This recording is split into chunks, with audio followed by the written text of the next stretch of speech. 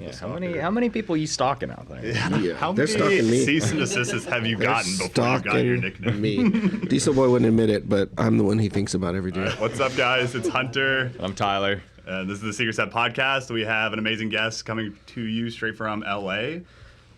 DJ Nightstalker. There you go. All right. So let's get into it. You want to tell us a little bit about you, or do you want us to creepily tell you about yourself? No, whatever. Either way. I mean, been doing the drum and bass thing for a long time. I got a double life as a professor during the day, DJ by night.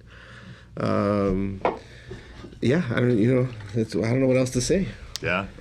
All we know about you is that you make really funny posts on Instagram. So that was like our whole background check on you. I was like, these are some really funny memes. This guy's got a good sense of humor. Yes.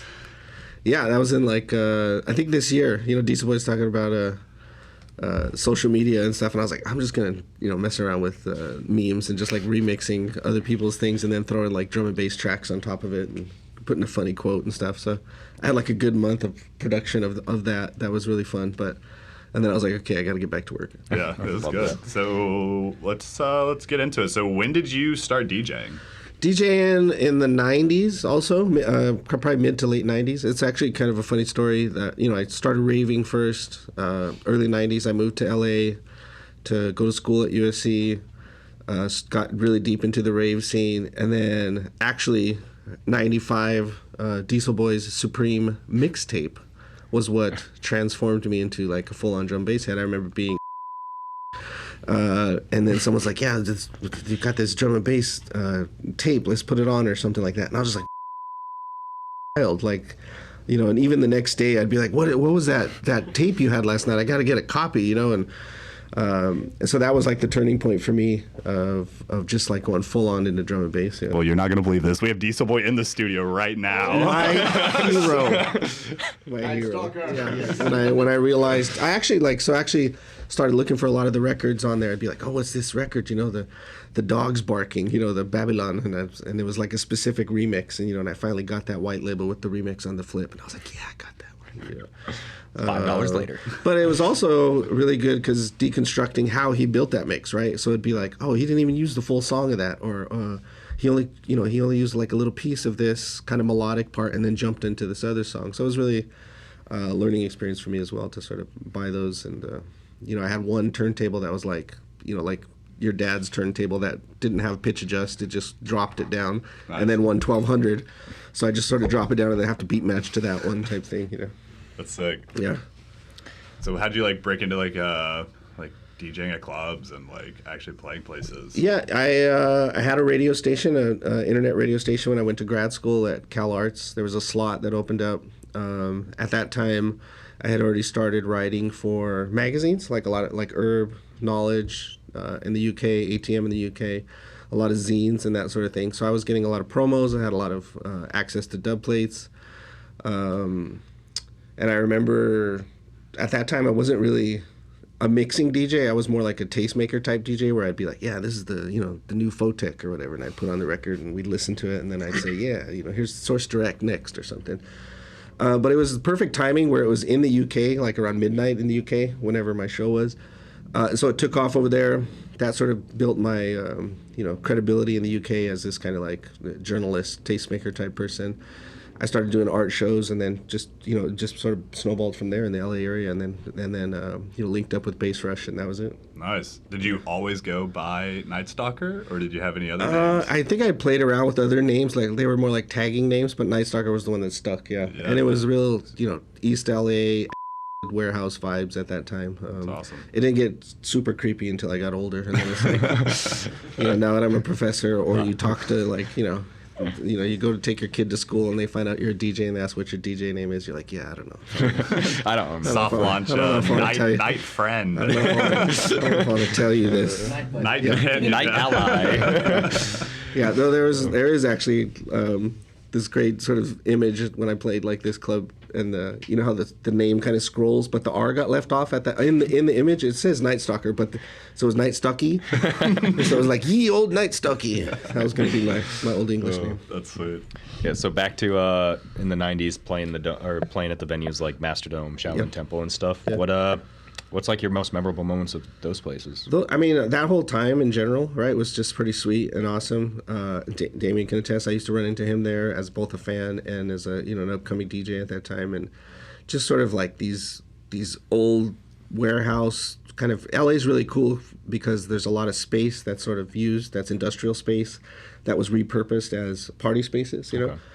For the rave scene. And so you'd be in like these places that already felt kind of surreal where you're like in the shadows of like the city, and it's like, LA kind of has like this mist at night sometimes, and you and your little tribe going down all these alleys and to like some dark dingy place and then playing bass music, or drum and bass at that time. And so it was just like, just the memory of that time in general of like the kind of ritual of like Thursday to Sunday night, like just going out and just sort of, what are we going to do tonight? And, who's playing and who's coming into town.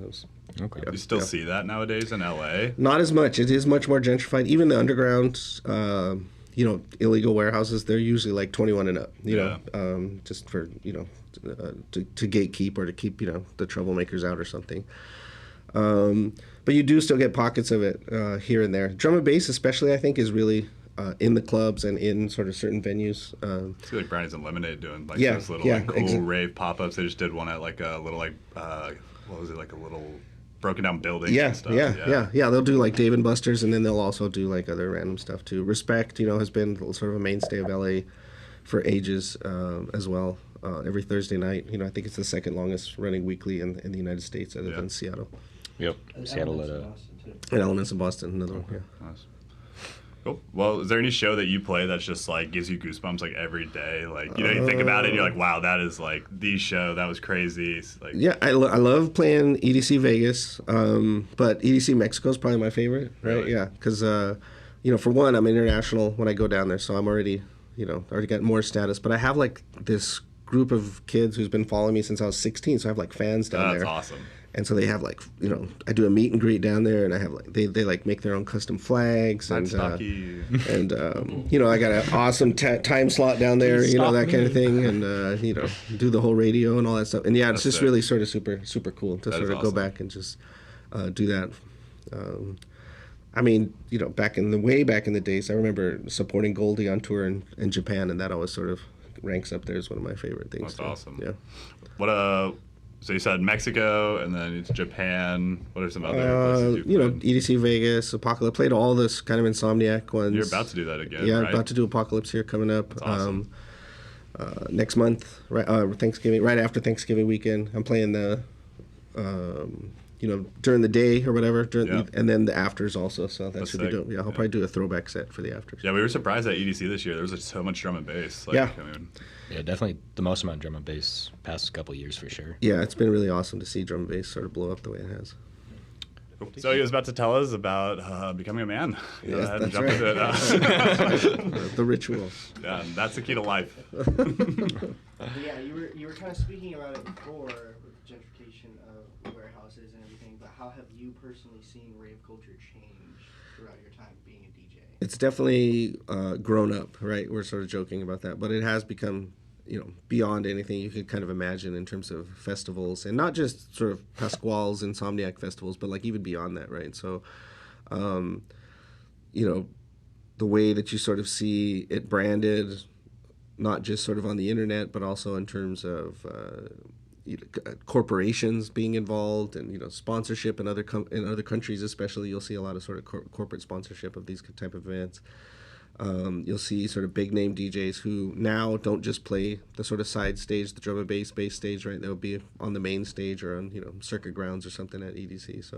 So it's sort of transformed into this kind of big beast, almost this sort of huge thing. And also the agencies have sort of really taken over, major agencies, not like small boutique agencies, right?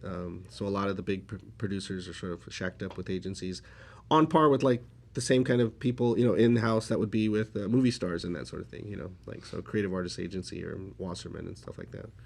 So what do you have for these up-and-coming new guys then? Yeah, in the scene? It's tough. I mean, there's so many people. The technology has made it much more democratic in terms of getting your tunes out there, in terms of how many Twitch streams can a person watch. But I'm sure there's millions of them going on all the time.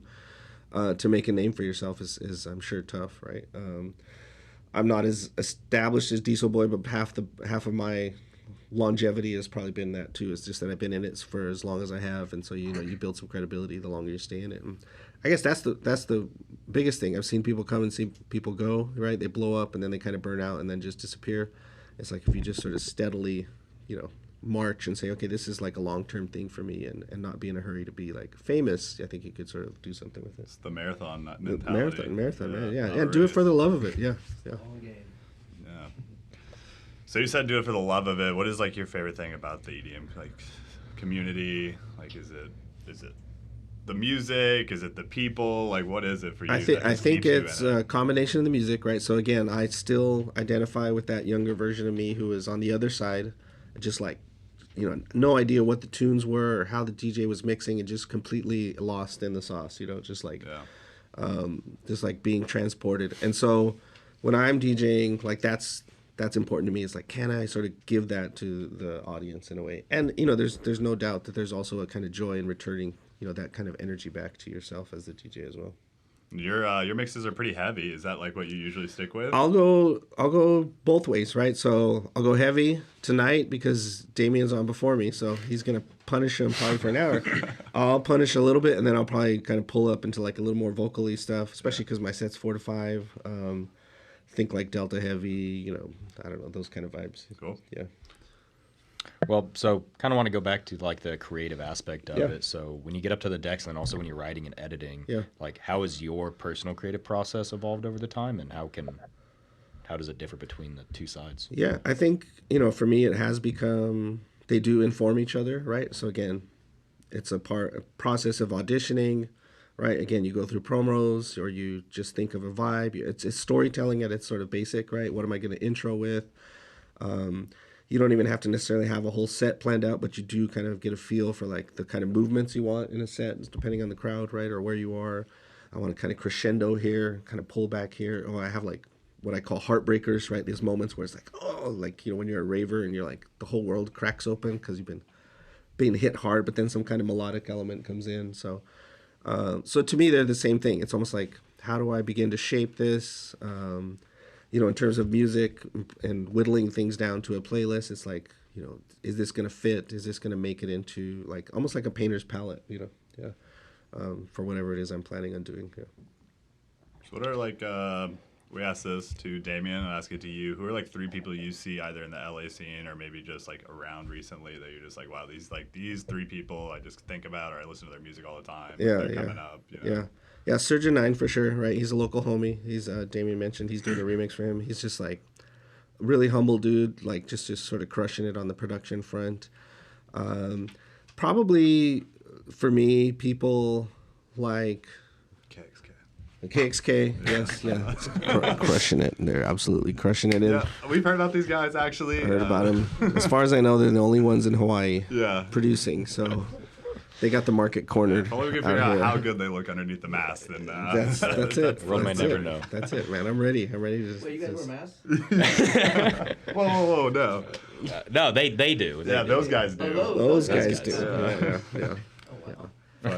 But yeah, I mean, and again, a lot of times you come across people just hustling, right? So Dr. Apollo hustling, and you see him blowing up, and you're like, oh shit, that used to be me like 10 years ago, and I remember that feeling. So it must feel good to like now here you just see people ascending from like just a fan into some establishing their own name and their own identity. Yeah, I mean that's how like we feel like all these people we've been listening to, we finally getting them out here on the island, getting to actually meet them, Danny Bird, Ninja, you guys, like it's just been like unreal getting to like actually meet the people that we were just like listening to or playing their music. And I remember like one time I was like, we should play this song, and he was like, that's their song, and I was like, no way, I forgot, like they're actually coming out here. That's crazy. Yeah, no, it's for me, that was the journalism thing, right? So I'd sit here and I'd interview a lot of people. And at that time, I had another radio show too. And I would have people come and guest mix, like Paul L. Hornet from Pendulum.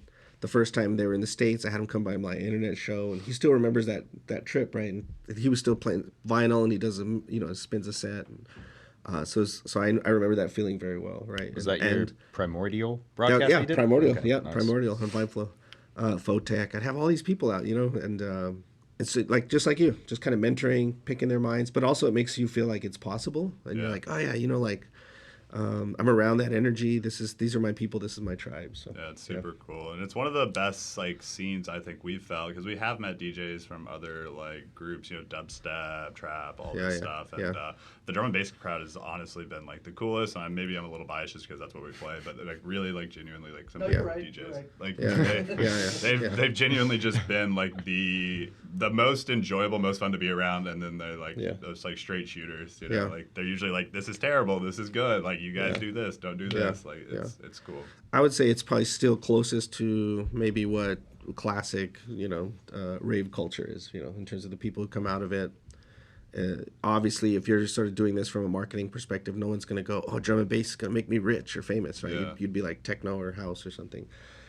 So people already automatically gravitate towards this, know that they're part of a kind of underground-ish scene, right? Yeah. That's awesome. Well, Ethan, anything else? You got anything for us? No, I mean, keep doing what you're doing. We believe in you guys. It's awesome to see this sort of. I've been coming out to Hawaii also for years, and it's been great to sort of see the scene flourish. Super stoked on tonight. Can't wait to come back. Yeah, super awesome. Yeah. All right. Well, thank you so much. Thank you.